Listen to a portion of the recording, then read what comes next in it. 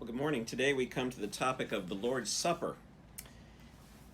I want to begin by asking you this question in this COVID era.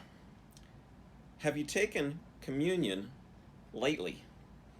How long has it been for you? Has it been a month? Has it been a year? Has it been years? Because Christ instituted communion as a way of perpetually remembering, being reminded of what he did in sacrificing his life for you. And so it's really not an option. It's a very important act of obedience. And if you haven't taken communion recently, find your way to a service in the next few weeks where you can take communion and remember Christ's death for you, because it was very important to him, so it should be important to you. In this very short chapters, they're all short, Packer unpacks, excuse the pun, the different ways that the reformers saw communion.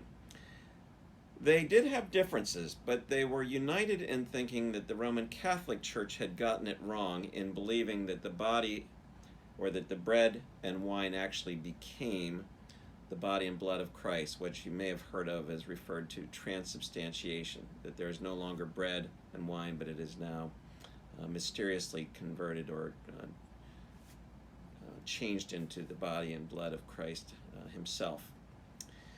One of the reasons they rejected that was that they said, all the reformers insisted that at the table we give thanks to Christ for his finished and accepted work of atonement, rather than repeat, renew, reoffer, represent, or reactivate it, as the Roman Catholic doctrine of the Mass affirms.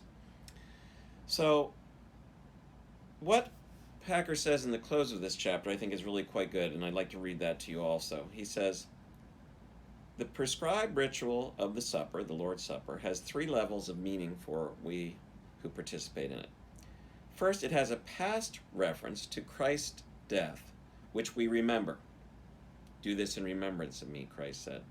Second, it has a present reference to our corporate feeding on him by faith, with implications for how we treat our fellow believers.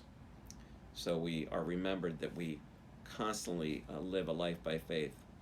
And then third, it has a future reference as we look ahead to Christ's return and are encouraged by the thought of it. Jesus said, I will not eat of the fruit of the vine again until I eat it with you in my Father's kingdom. So again, I want to stress the importance of communion.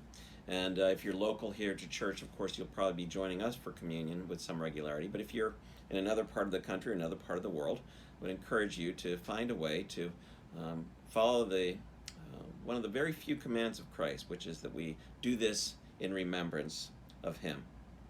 Have a great day.